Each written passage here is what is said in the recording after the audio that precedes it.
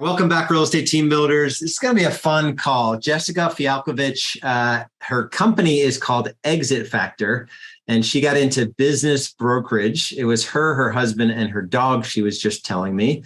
And they scaled that business to 40 agents over 3 states. And I just want to introduce you and really just talk about your business ownership journey and what that was like. You guys were in wine and kind of in the world of, going from the retail sort of storefront to online. So I want you to talk about that. And then the real, so for everyone to keep listening, Jessica has seen, financial advisors successfully exit their businesses and what they needed to do it. And we don't see that a lot in real estate. So we're going to dig into the big push of our time together is for Jessica to teach us how to set our businesses up in a way where it's sellable.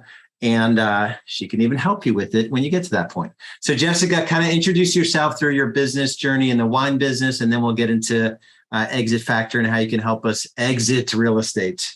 There you go. Well, thank you so much for having me on the show. I love talking to this crowd because as business brokers, we're licensed real estate agents too. So it's kind of like my people, right? So I got my start in business at the age of 24. I decided with my husband, he was my fiance at the time, that our first foray into business was going to be into wine.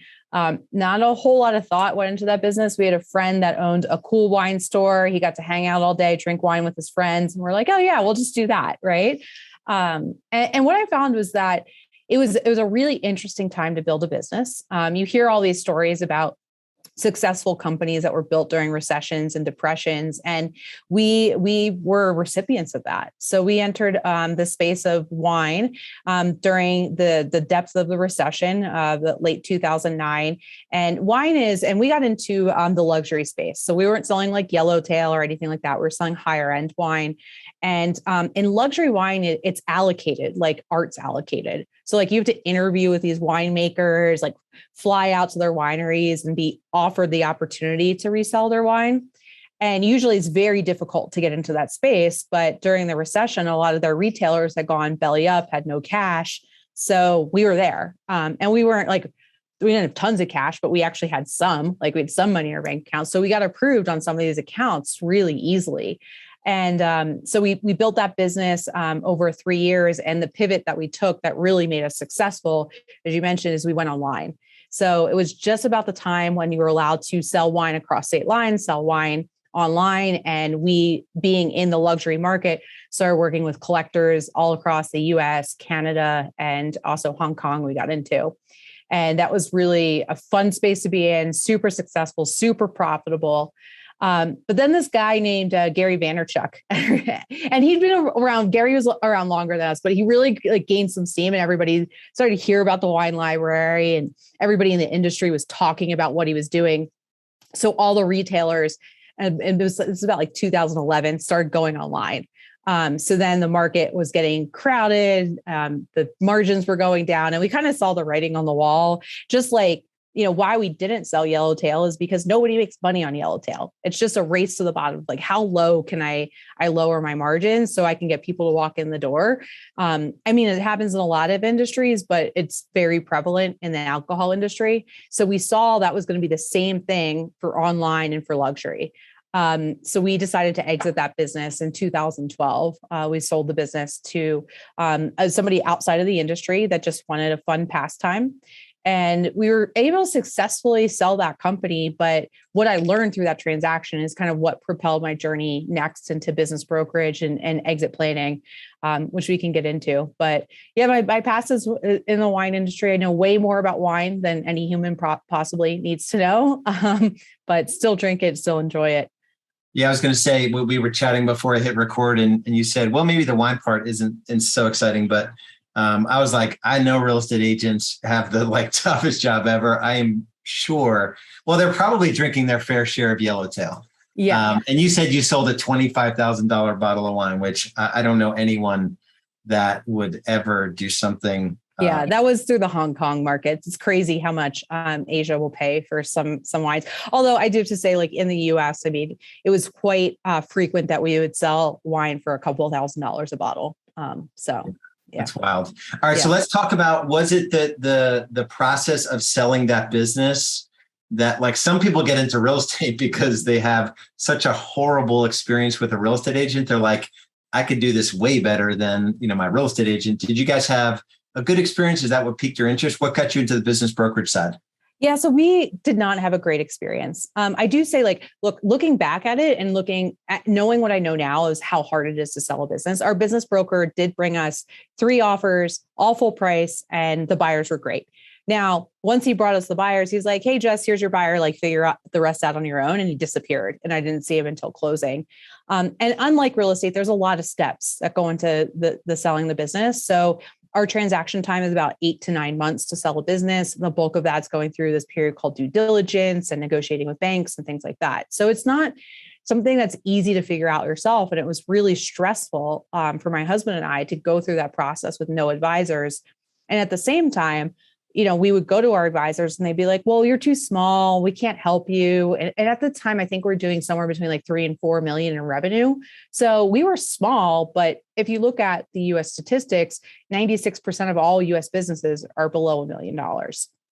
So what was eye-opening for me was that, I think one of my mentors in the wine industry told me, if you can find an industry where you can do something just 1% better than your peers and be successful, like, that's your golden ticket. And so I was like, well, here I found an industry where I can, if I do something 10% better, I'm still even leaps and bounds ahead of my competition. And I found this niche that wasn't being served of small businesses. So that was really what got me interested in business brokerage in particular, and doing sales and acquisitions for the small business owner. So even still today, the average business owner that we work with does just over $1 million in revenue. We're still really focused in helping small and Main Street businesses. Awesome. So let's talk about a little, let's draw some of the parallels that you see between, financial advisors who you're, regularly, sounds like, successful selling their book of business or their business, however you consider it. And then let's maybe talk about 3 or 4 things that you see consistently in this business that have a smooth process. Like, what makes a sellable business? It would be awesome for real estate agents to know that, okay, if I do this the right way, if I build systems out and there's an actual process to, or whatever it looks like, let's kind of get into it. But first, talk about, like, this parallel between financial advisors and real estate agents. Yeah. So I see a parallel so financial advisors, very similar structure, right? Like, most of the advisors are working under a larger corporation or a big bank, called Morgan Stanley, UBS, things like that. They're building a book of business, usually on their own or with a small team. Just like real estate, right? So we're usually aligned with a brand or an office owner, or maybe we're running our own office, and we're building a book of business with a small team. I think the big difference and the big starting point in the conversation is the mindset. So, and I don't know, because financial advisors for a living talk about succession planning and things like that, they start with a mindset that they know that they're going to have a succession plan for their business, whether that's selling their book of business, bringing somebody in that's going to take it over underneath them, but somehow they're going to transition their business at the end and still earn income down the road. And I think that mindset is like a big key to some of the other strategies that you can implement to make your business sellable. But it starts with, from day one, that you're going to exit your business and you want to get something out of your business. You're not just going to close up shop and simply be done with it. Yeah. And it also, I'm sure you've read the book E-Myth Revisited by Michael Gerber. Mm-hmm. It's like the E-Myth question is like, how would I think about my business differently if I were to franchise it 10,000 times? Yeah. Essentially roll it out into 10,000 different markets. But also it maybe the question is, how would I think about my business differently if I knew in 10 years I was going to sell it, So right. Let's get into some of those things. So what do you see in some of these, sort of book of business type businesses that make them sell at higher multiples, or some of them maybe don't sell at all? Yeah. The one major thing is they run it like a business. They don't run it like a practice, right? So there's 2 different ways of increasing valuations of companies that I talk about. And one is about quantity of earnings, like how much money does the business actually make? And the other is qualitative, like how is the business run? So if we start with the quantity of earnings side, we actually have to treat our book of business like a separate business, which means that we're going to keep books and records, and we're going to keep track of KPIs in our business. So if somebody wants to investigate that business, it's really easy to reproduce those financials and those KPIs. Like, what is my cost of acquisition for getting a new listing, right? How long does it take me to sell that listing? What are my marketing costs that I go into it? And thinking about that whole practice as a business and the documentation, the financial books and records, things like that. It's a really big piece that not only financial planners, we see it in CPAs a lot too. And that's like the difference between selling just like, here's a client list, I'm going to sell it for a few hundred or a few $1,000s versus selling for a multiple of earnings. So awesome. That's the one big one.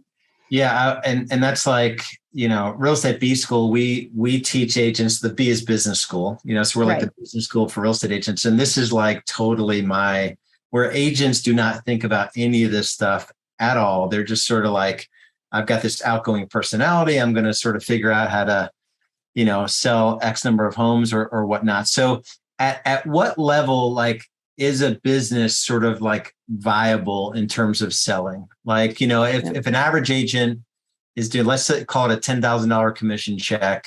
So 100 transactions would be $1 million business. Mm-hmm. To me, that would feel like the only size real estate agent business that would be sellable, but maybe you've seen like small financial advisors with a smaller book of business. So what give me some range of what be going on. Yeah, actually, so financial advisors are super high in demand right now. If you want to buy a financial advisory practice or book of business, you're looking at a pretty hefty price tag as a buyer. And that starts even at the smallest levels. So, I mean, we've sold companies that only sold for $10,000, right? And what I tell people is what you want to think about is really you have two options at the end of your career in real estate or financial advising. And that's, you can sell the business, right? And you can get something for it, or you can just shut it down and get nothing, right? So at any level, it is really sellable. You don't have to be at a certain volume. When you get to, I'd say somewhere between a $500,000 and probably like $2.5 million in commissions and revenue. That's where you have the biggest bulk of buyers. That's where the greatest number of buyers are interested. So that's where the most competitive space, and that's across all industries. But you can really sell at any size if you structure it like a business that can be transferred. And there's different ways you can earn income from it. Yeah, maybe $10,000 doesn't sound like a whole lot, but like you could earn referral income, or we call it earn-out income in mergers and acquisitions in the future, right? So bringing somebody on that's maybe a bit younger than you, or just getting into the industry, and they're going to come into your business. Maybe the down payment's not that great, but maybe you're earning some residual passive income well into the future. Yeah. Okay. So setting it up like a business, having clean financials, tracking like all your leading and lagging indicators and all of that. What other things are you seeing in like the highest multiple sales that go the smoothest? Give me another couple. So if we jump into the qualitative side, one big thing, and it's you brought up the E-Myth, right? So another thing Michael Gerber talks a lot about is working on the business versus working in the business. And one of the biggest drivers in jumping multiples is how much you're doing in an operator seat in your business. So in real estate, it's hard because usually what we're best at is sales and the client relationships and the getting the deals done.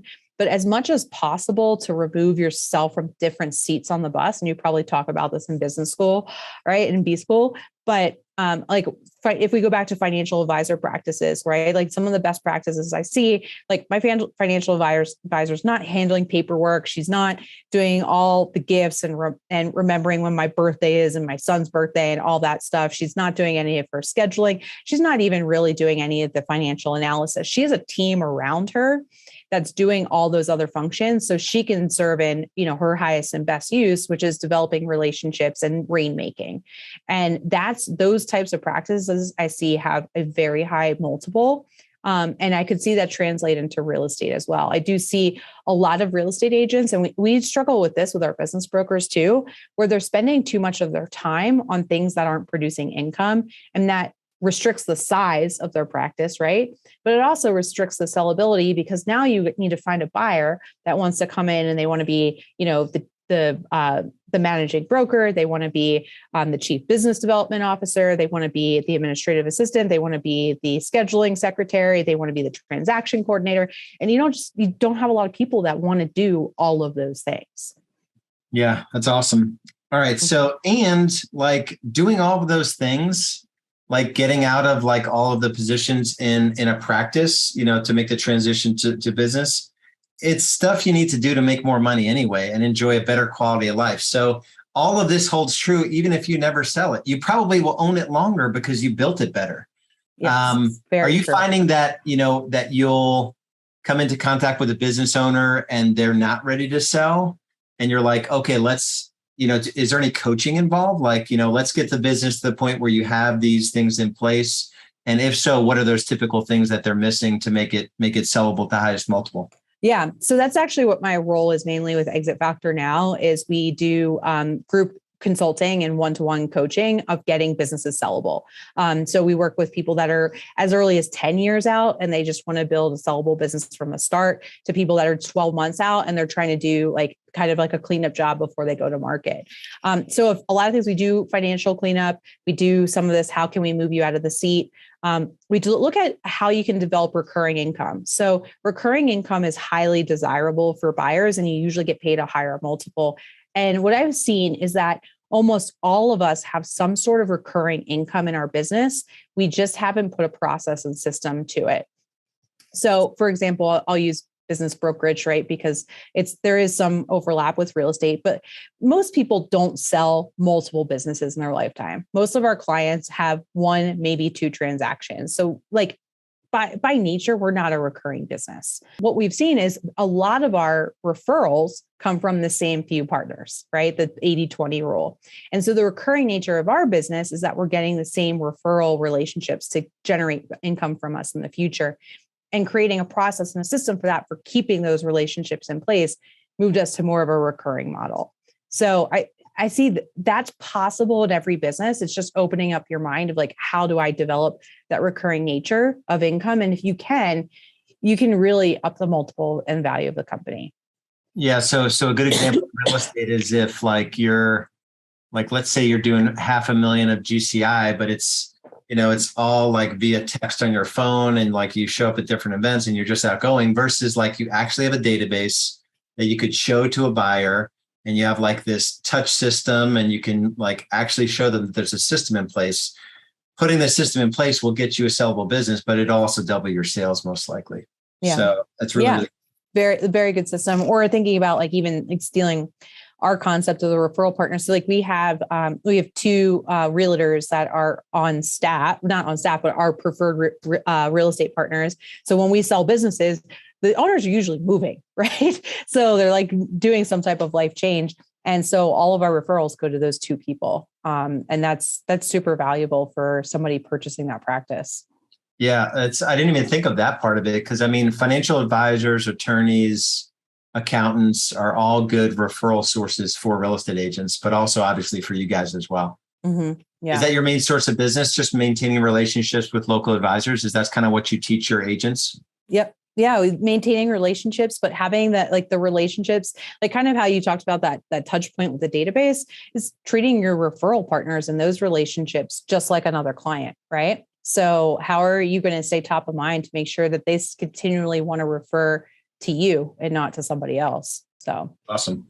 All right. So set your business up like a business with financials, track your numbers, get out of the day-to-day, become more the relationship builder and the rainmaker. So what's a third thing, a good just third piece of business coaching advice we can give for someone that will build a better business and make it sellable? Yeah. So one thing that was coming to mind that I see done a lot in real estate is about branding. So when we're looking at any generic businesses, we try to build a brand and not a brand around ourselves. So kind of where I'm going with this is I see, and I know we have a lot of times we have businesses underneath greater brands, different, EXP and different like Kentwood, stuff like that we see out here, Sotheby's, but developing your own sub brand that's usually not named after you, right? So I wouldn't want to build a brand called the Fialkovich team. I'd want to build a brand that has some type of transferability to a new team or a new agent. I've seen a couple done really well out in the Colorado area, where even though they're like below Sotheby's, right? This team has done such a great job branding that they set themselves apart. and everybody knows who they are. And it develops that reputation. So there's a lot into going into building a brand, and I'm not a brand expert by any means, but it goes back to thinking about your business like a business. The business has a brand that provides a greater reputation and level of, desirability, I'd say, to work with you. So yeah, so we have a couple folks. Like one is the clever people, one is property geeks. mm-hmm. These aren't massive businesses, $1.5 million to 2 million or so in revenue, but that business is ultimately sellable, more so than if it was the Fialkovich group. Like exit factor in and of itself, if you scale this business, to 50 states, if it was the Fialkovich group and they thought you were the linchpin of the whole thing, you and your husband, it'd be like, you'd have to spend half of the due diligence process convincing them that you're not the linchpin. Yeah. Or you'd have to stay on for years after the transaction, which is really that's the whole point of getting out, right? Is that you get out. So, yeah. Versus like opening your calendar and say, no, really, we took 26 weeks of vacation, yeah. Like we really are disconnected. Yeah. And it's funny. It's like, even if that's true and it's called the Fialkovich group, that's such a big hurdle from a mental capacity for buyers to jump over. Well, yeah, I get that, but it's named after you. Like, how are people going to feel when they call in? And like, look, you can transfer some names. Like if my last name was Smith, like maybe a different conversation, right? But how are people going to feel where the Fialkoviches are not running the group anymore, right? And it's a big mental hurdle for buyers to overcome. And we see it in all industries, not just real estate. I mean, we see it in financial planning, we see it in retail, we see it in health and beauty services, right? But it's thinking about, it goes back to like, this is a business, it's an asset, it's not an extension of ourselves.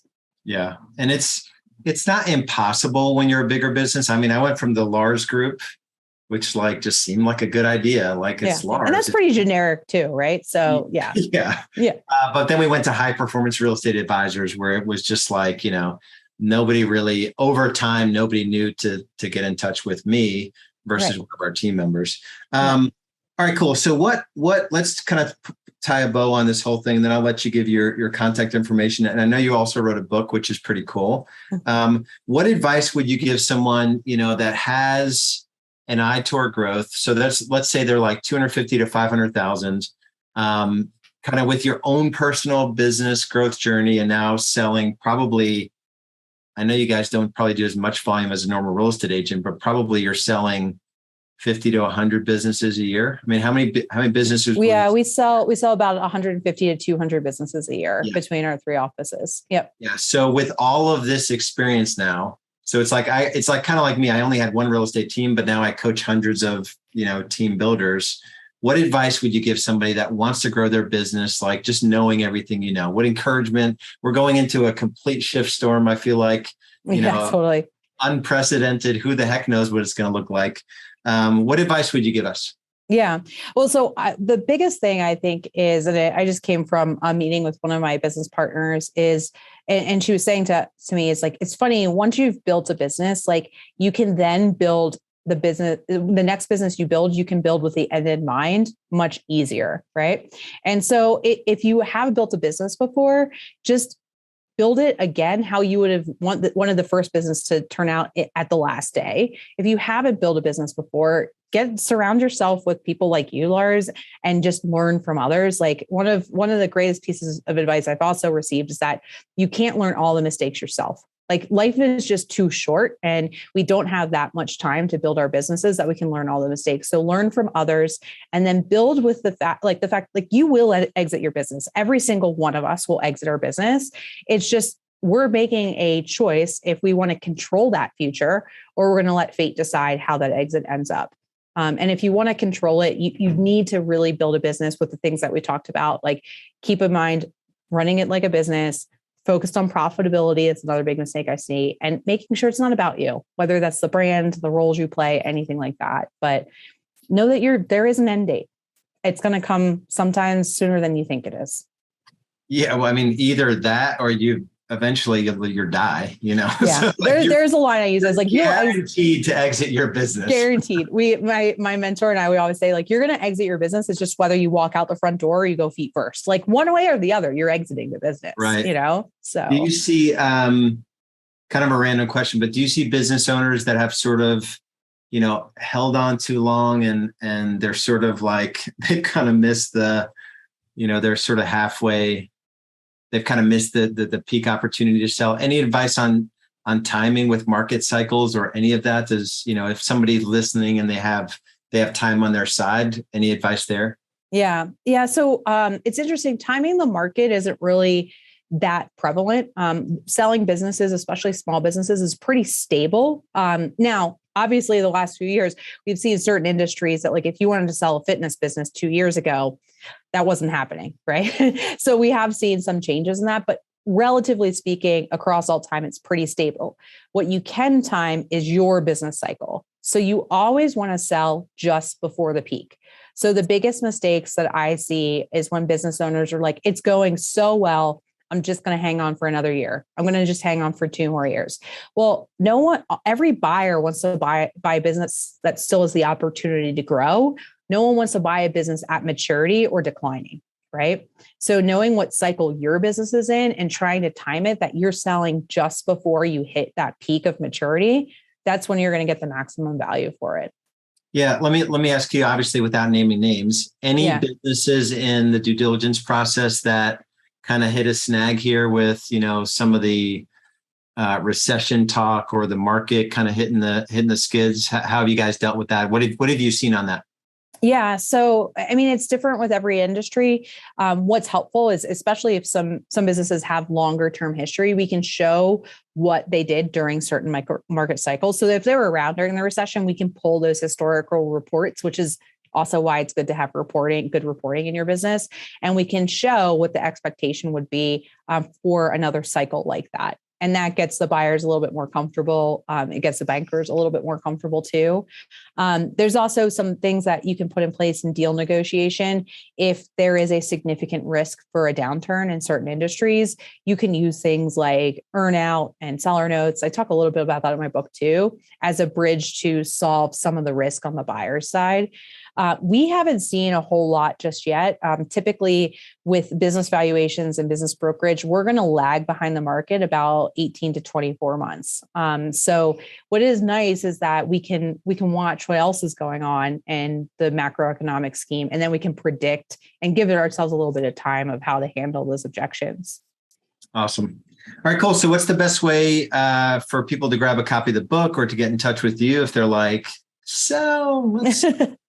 Yeah. So the best way to reach me is at our website, exitfactor.com. If you go to /book, you can find the book there. You can also get the first chapter for free if you want to get more of my story. And that'll also give you access to my twice a month newsletters where I just kind of give a whole deep dive of what's going on in the market and really how to best position your business. Awesome. And I'll only mention this. Normally, I don't sort of pitch anything when a guest is on, but only because it fits into what you're doing. We just relaunched a program where I'm looking for 100 agents as this market is a complete shift storm of a market. And I think it's mostly fear, uncertainty, and doubt. I don't think real estate is really going to be hurt that much. But I'm looking for 100 agents to take to 1 million. And then we can contact Jessica with all 100 of them. There we go. All of them when the market comes back here in 3 years. Go to getbusinessfoundations.com. And Jessica, this has been really awesome. I appreciate you. It's just really cool to talk to somebody that, gets to see sort of the gamut in terms of industries, and God only knows the personalities. I did small business acquisitions for an aerospace company, and some of the personalities that we came into contact with are like, I cannot believe you run a business and I can't believe we can sell it to someone else. But there's some great stories in the book. There are no names, but some great stories. Right, Mr. Smith. But yeah, appreciate you. And check out Jessica's book for sure, at least the first chapter. Go to exitfactor.com /book, and we'll talk to you guys soon.